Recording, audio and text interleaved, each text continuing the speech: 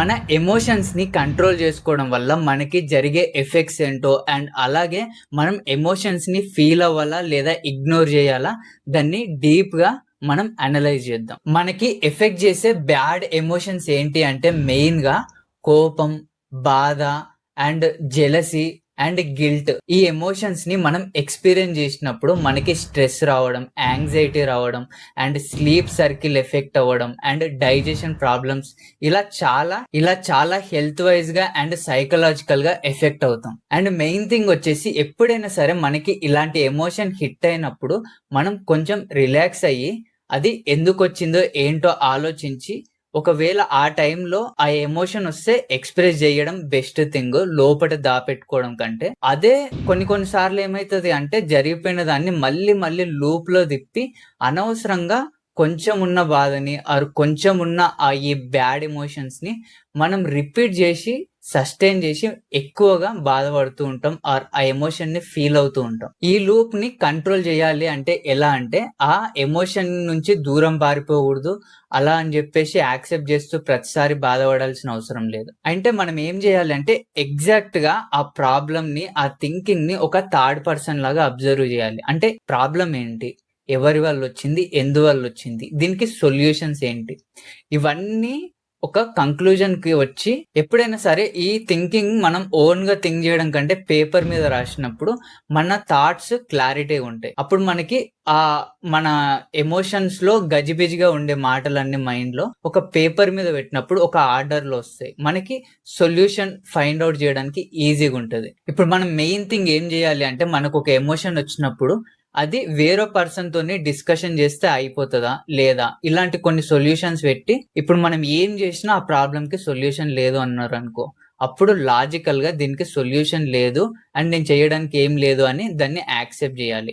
Solution ఉంది అంటే apply చేయడానికి ట్రై చేయాలి. మనం ఏం చేస్తాము అంటే ఏదైనా ఎమోషన్ వస్తే దాన్ని లాజికల్‌గా ఆలోచించకుండా దాన్ని లూప్‌లో పడిపోయి మళ్ళీ రివైజ్ చేస్తూ ఉంటాం. అందుకనే మనకి ఇష్టం లేకున్నా అనవసరమైన రిలేషన్‌షిప్‌తో మళ్ళీ వెళ్ళడం మన ఒంటరితనాన్ని మనం యాక్సెప్ట్ చేయకుండా అనవసరంగా వేరే వాళ్ళ కంపెనీని ఇష్టపడతాం. వాళ్ళు మనల్ని ఇగ్నోర్ చేసినా, హర్ట్ చేసినా ఈ 4 బ్యాడ్ ఎమోషన్స్ ఏవైతే ఉన్నాయో అవి మనకొస్తున్నా గానీ వేరే వాళ్ళతో మళ్ళీ మన యాక్షన్స్, మన మాటలు, రియాక్షన్స్ అన్నీ 95% సబ్‌కాన్షియస్‌గానే జరిగిపోతాయి. జస్ట్ 5% మాత్రమే మనం లాజికల్‌గా డిసిజన్ తీసుకుంటాం.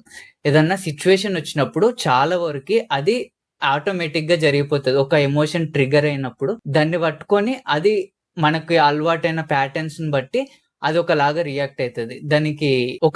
దాన్ని మార్చుకోవాలి అంటే మనం ఏమేమి మిస్టేక్స్ చేస్తున్నాం అనుకుంటున్నామో ఎలా మారాలనుకుంటున్నామో వాటిని ఒక లిస్ట్ రాసుకొని ప్రాక్టికల్‌గా మళ్ళీ రిపీట్ చేయడానికి స్టార్ట్ చేస్తే అది మన బాడీలో ఒక సబ్‌కాన్షియస్‌గా ఫీడ్ అయిపోయి నెక్స్ట్ టైమ్ అలాంటి సిట్యుయేషన్ వచ్చినప్పుడు దానంతటికి అదే సబ్‌కాన్షియస్‌గా జరిగిపోతది. ఓకే. ఇప్పుడు మనం దేని నుంచి ఈ బ్యాడ్ ఎమోషన్స్ ఫీల్ అయితున్నామో అన్నీ రాసుకున్నాము.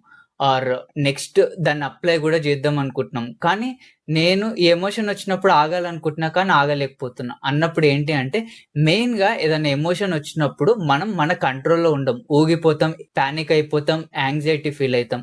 మన బ్రీత్ మన కంట్రోల్‌లో ఉండదు. మెయిన్ థింగ్ ఏంటి అంటే మన బ్రీత్ మీద మనకి కంట్రోల్ వచ్చిన తర్వాతకి మన థాట్స్, మనం ఆలోచించే విషయాలు అన్నీ మన కంట్రోల్‌లోకొస్తాయి. అప్పుడు డిసిజన్ తీసుకోవచ్చు. చాలా వరకి ఏదైనా ఎమోషనల్‌గా టూ మచ్ రియాక్ట్ అయ్యే దగ్గర మనం ఎంత కావాలో అంతే రియాక్ట్ అవుతాం.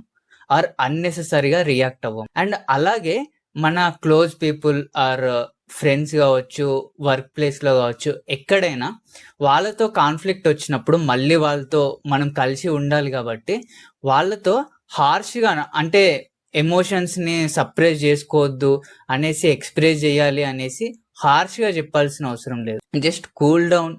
ఇదిగో నువ్విలా బిహేవ్ చేస్తున్నావు. ఇలా బిహేవ్ చేస్తే నాకు ఎఫెక్ట్ అయితుంది. ఇది రిపీట్ చేయకు అని నార్మల్ టోన్‌లో చెప్పినప్పుడు వాడు అర్థం చేసుకునే ఛాన్స్ ఉంది. ఎందుకంటే వాడు ఆటో పైలట్ మోడ్‌లోనే రియాక్ట్ అయితాడు గదా!